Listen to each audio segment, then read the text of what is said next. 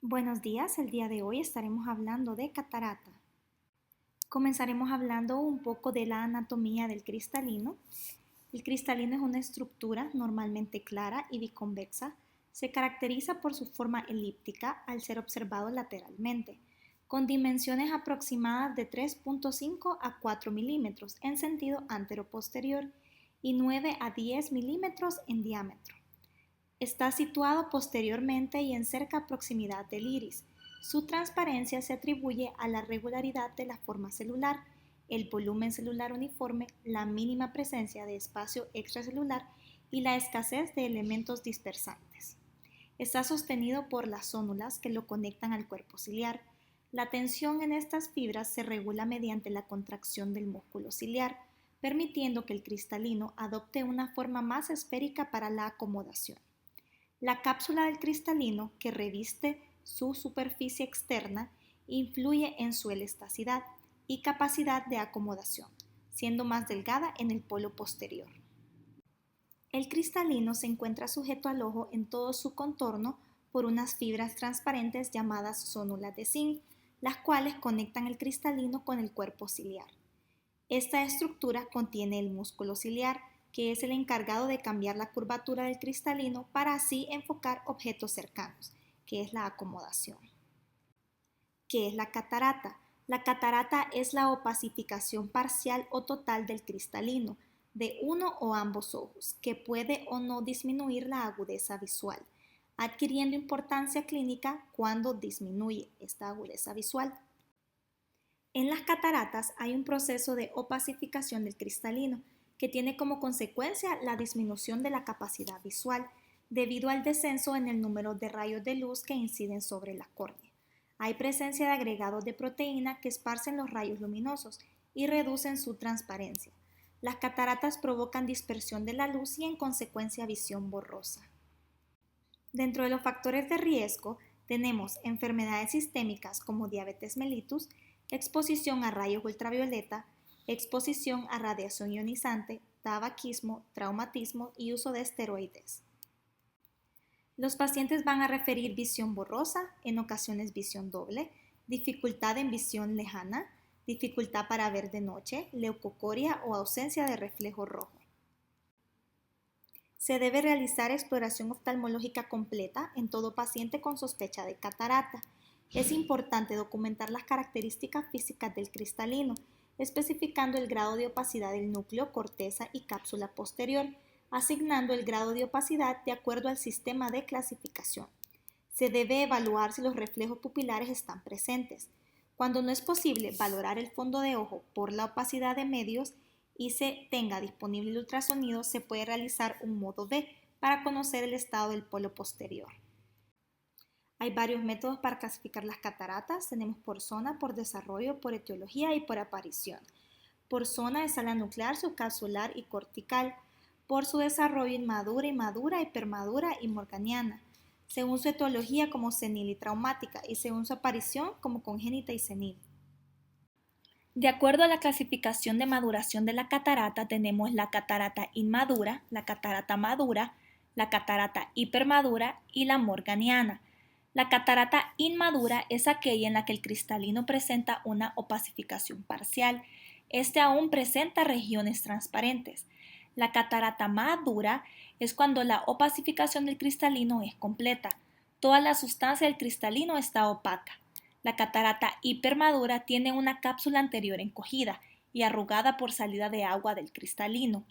La catarata morganiana es la catarata hipermadura en la que el núcleo se ha hundido por licuefacción de la corteza.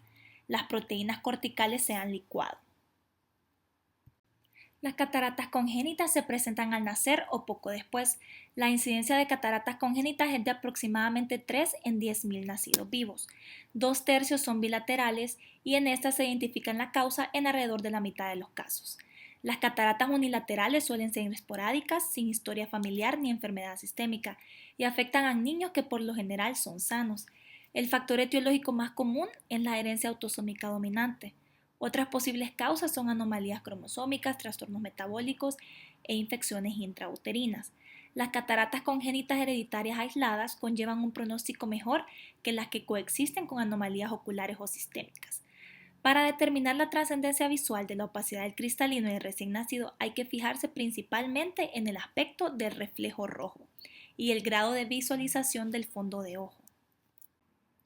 En la catarata congénita tenemos trastornos metabólicos asociados, infecciones intrauterinas asociadas y otras asociaciones sistémicas. Dentro de los trastornos metabólicos asociados tenemos la galactosemia, el síndrome de Lowe y la manocidosis. En la galactosemia se puede formar una opacidad del cristalino característico, que es en gota de aceite, en los primeros días o semanas de vida, en un gran porcentaje de pacientes.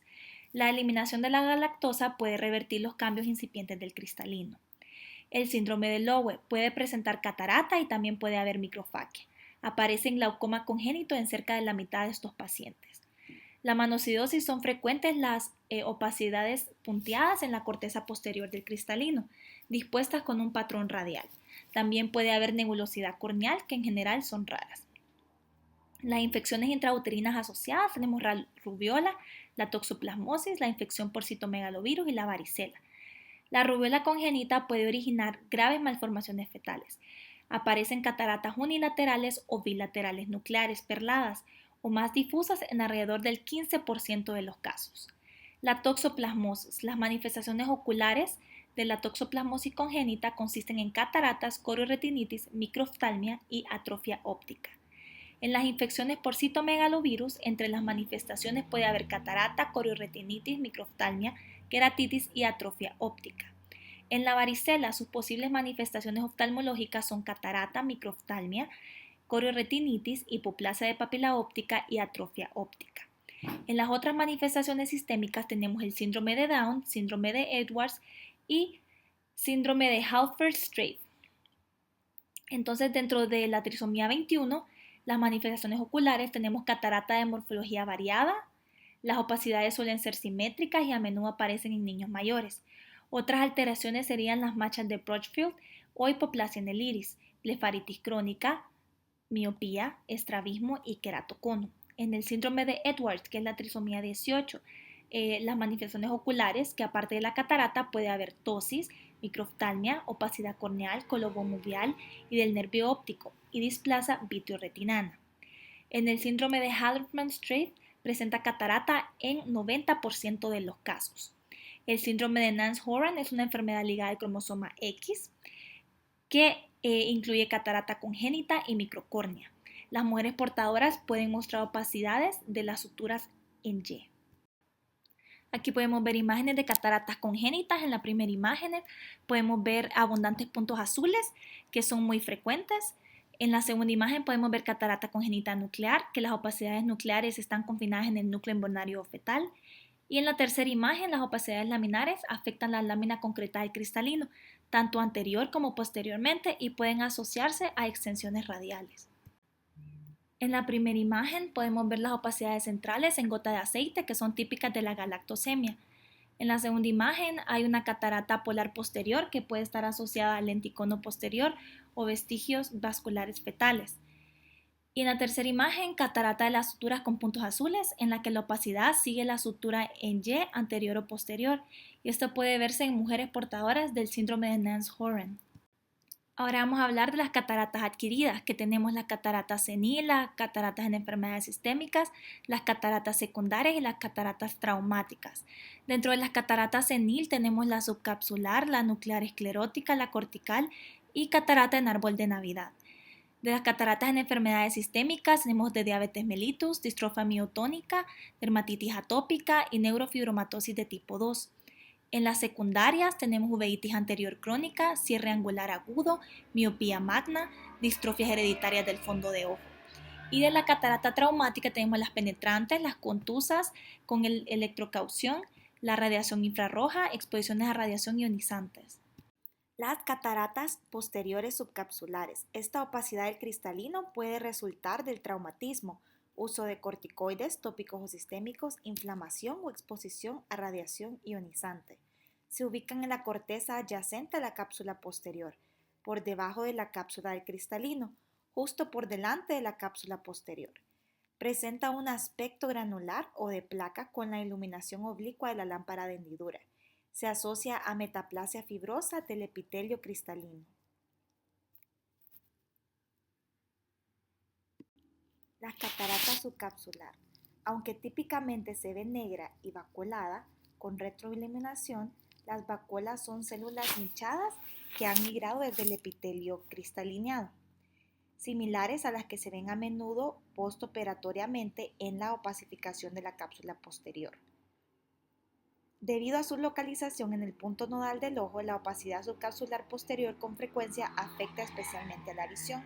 Los pacientes se quejan típicamente de deslumbramiento, por ejemplo, por los faros de los coches que se acerquen, y los síntomas empeoran con la miosis, cuando ocurre durante la actividad visual cercana y con luz solar intensa. Tienden a causar síntomas visuales tempranos en su desarrollo a causa de la implicación del eje visual. Los síntomas comunes incluyen resplandor y visión reducida en condiciones de iluminación brillante. La catarata nuclear es la opacidad más común relacionada a la edad en el cristalino, en la catarata esclerótica nuclear. El aumento de la compactación de las fibras nucleares en cataratas relacionadas con la edad pueden contribuir al exceso de dispersión en la opacización nuclear. Los núcleos de cristalino con catarata presentan disminución de la transparencia, además de la mayor cantidad de pigmentación común en el envejecimiento normal. Las cataratas escleróticas nucleares exhiben cambios sutiles, volviéndose denso y homogéneo. Las laminaciones se desvanecen, el núcleo se vuelve amorfo y adquiere una característica de tinción eosinofílica más uniforme. Es una catarata esclerótica nuclear aislada. Las fibras corticales circundantes tendrán microscópicamente contornos visibles de las membranas citoplasmáticas. Las cataratas nuclear representan una exageración de los cambios involutivos normales. A menudo se asocia a miopía debido a un incremento del índice refractivo del núcleo, de modo que algunos pacientes ancianos son capaces de volver a leer sin gafas. Por el contrario, al envejecer, el ojo sano sufre una leve hipermetropización. La catarata nuclear esclerótica se caracteriza por un tono amarillento debido al depósito del pigmento urocromo y se observa mejor con un haz oblicuo de la lámpara de hendidura. En su forma avanzada, el núcleo se vuelve marrón o incluso negro, como sucede de forma típica en las cataratas avanzadas post-vitrectomía. Las cataratas corticales. Los cambios asociados al envejecimiento de la corteza del cristalino dan origen a las cataratas corticales. Se va extendiendo de forma radial, afectando a la corteza. Estas cataratas inician con fisuras de fluido claro que resultan en radios opacos o presentan separaciones laminares claras que generan opacidades de tipo cuneiforme. Se presume que el epitelio de cristalino juega un papel en la pérdida de transparencia de la corteza. Histopatológicamente, la acumulación de fluido eosinofílico entre las células del cristalino con desplazamiento y degeneración de las células adyacentes define las cataratas corticales. Esa acumulación de fluido eosinofílico entre células, desencadenando cataratas corticales con fisuras microscópicamente correspondiendo a cambios clínicamente visibles. Las cataratas corticales comienzan con fisuras de fluido claro que generan opacidades en forma de radios o opacidades cuneiformes. El epitelio del cristalino se implica en la pérdida de transparencia cortical con proteínas insolubles y anomalías morfológicas. La catarata cortical puede afectar a la corteza anterior, posterior o ecuatorial. Las opacidades empiezan como hendiduras y vacuolas entre las fibras cristalínicas causadas por hidratación cortical. La opacificación subsiguiente da lugar a las típicas opacidades en cuñas o radio, que a menudo se inician en el cuadrante nasal inferior. Al igual que en la opacidad subcapsular posterior, el deslumbramiento es un síntoma frecuente.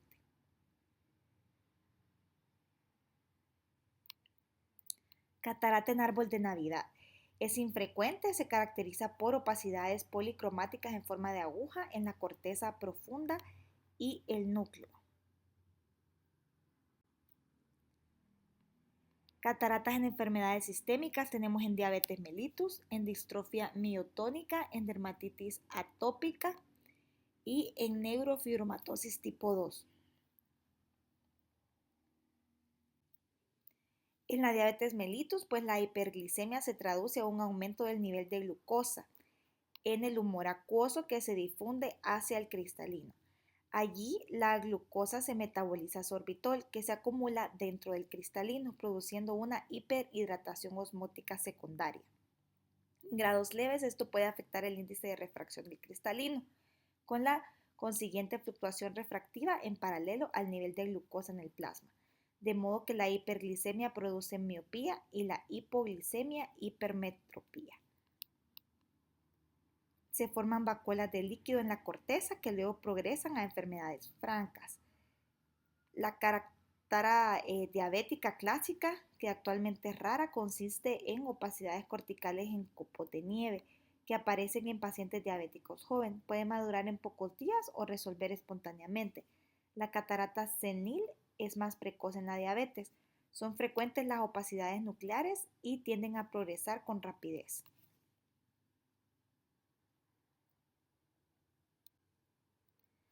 En la distrofia miotónica, en cerca del 90% de los pacientes con distrofia miotónica se forman finas opacidades corticales iridiscentes en la tercera década, que a veces se parecen a la catarata en árbol de Navidad y evolucionan a opacidades corticales en cuña o subcapsulares posteriores, a menudo estrelladas, que afectan considerablemente la visión hacia la quinta década. Más adelante, las opacidades pueden ser indistinguibles de una catarata cortical típica. Alrededor de 10% de los pacientes con dermatitis atópica grave sufren cataratas entre la segunda y la cuarta década. Dichas cataratas a menudo son bilaterales y pueden madurar rápidamente.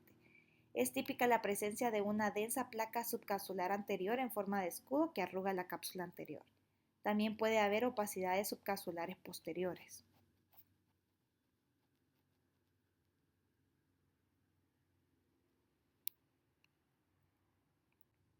La neurofibromatosis de tipo 2 se asocia a catarata precoz en más del 60% de los pacientes. Las opacidades son subcapsulares o capsulares posteriores, cortical o mixta y tienden a aparecer en adultos jóvenes. La catarata secundaria se forma como consecuencia de otra enfermedad ocular primaria. Aquí tenemos la uveitis anterior crónica, cierre angular agudo, miopía magna, distrofias hereditarias del fondo de ojo. La uveitis anterior crónica es la causa más común de catarata secundaria y su incidencia depende de la duración e intensidad de la inflamación. Los corticoides tópicos y sistémicos usados en el tratamiento también influyen en su aparición. El hallazgo más precoz a menudo es un brillo policromático en el polo posterior del cristalino. Si la inflamación persiste, se forman opacidades posteriores y anteriores. Parece que la catarata progresa más rápidamente en presencia de sinequias posteriores. El cierre angular agudo puede causar pequeñas opacidades blancas grisáceas subcapsulares o capsulares anteriores en el área pupilar. Representan infartos focales del epitelio cristalinal y son casi patognomónicas de un episodio previo de glaucoma agudo por cierre angular.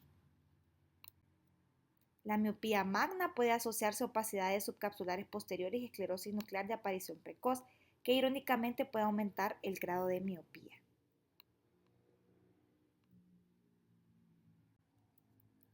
Las distrofias hereditarias del fondo de ojo, como la retinitis pigmentaria, la amaurosis congénita de Leber, la atrofia gyrada y el síndrome de Stickler, pueden asociarse a opacidades subcapsulares posteriores o más raramente anteriores. La cirugía de cataratas puede mejorar la visión visual incluso en presencia de graves alteraciones retinianas.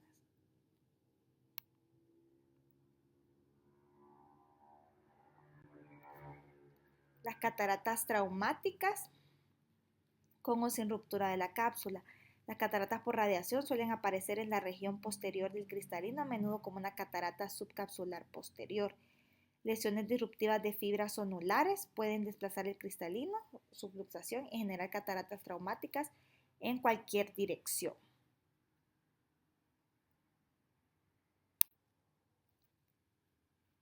Los traumatismos son la causa más común de cataratas unilaterales en individuos jóvenes. Puede ser por traumatismo penetrante, por contusiones que pueden causar una opacidad en forma de flor característica. La electrocución, que es la causa rara de cataratas con patrones como la opacidad difusa blanco lechosa en múltiples opacidades en copo de nieve, a veces de distribución subcapsular estrellada. En la imagen podemos ver una electrocución por caída de rayos. La radiación infrarroja, si es intensa como en los sopladores de vidrio, puede causar en raras ocasiones una verdadera exfoliación de la cápsula anterior del cristalino. La exposición a radiaciones ionizantes, como ocurre en el tratamiento de tumores oculares, puede originar opacidades subcapsulares posteriores que a veces tardan meses o años en manifestarse. Según la localización de la opacidad, se distinguen en nuclear, que afecta la parte central del cristalino, cortical, que afectan las capas periféricas del cristalino, subcapsular posterior, que afecta el área central de la cara posterior del cristalino.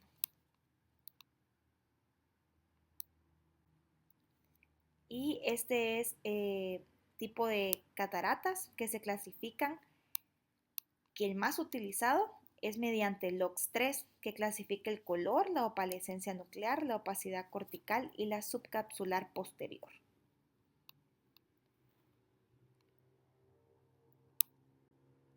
Dentro del tratamiento,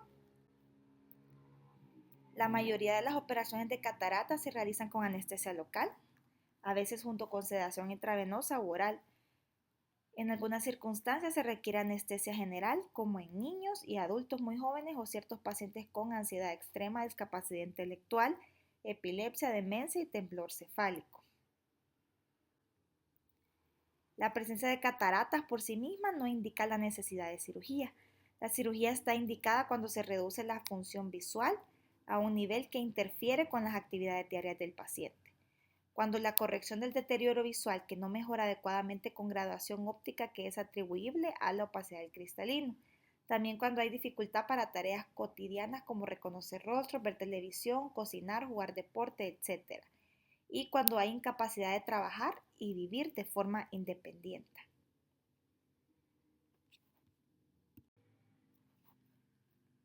Se coloca un lente intraocular que está compuesto por una óptica y los ápticos.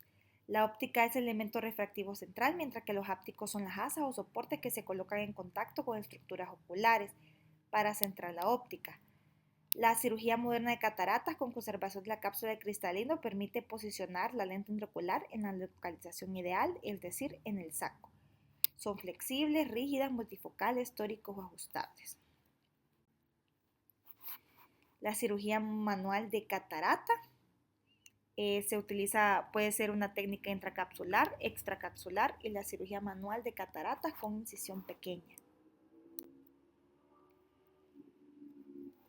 La M6 Manual Small Incision Cataract Surgery es la extracción extracapsular de catarata.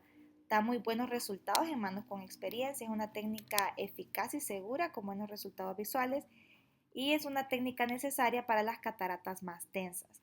Debe formar parte de las habilidades adquiridas por los residentes debido a la necesidad de conversión transquirúrgica. La facoemulsificación más colocación del lente intraocular es recomendable por ofrecer mejores resultados visuales, pronta recuperación y reducir las complicaciones. Es simple y cuando sea realizado por cirujanos con experiencia. La facoemulsificación es el método estándar para extracción de cataratas en países desarrollados y en centros regionales de la mayoría de los países en vías de desarrollo. Dentro de las complicaciones de la cirugía de catarata tenemos la rotura de la cápsula posterior del cristalino, caída del vitrio de fragmentos nucleares, dislocación posterior del lío, hemorragia supracoroidea, endoftalmitis, disfotopsia, opacidad capsular posterior, edema macular cistoide, descompensación corneal, tosis, mala posición del alío y desprendimiento de retina.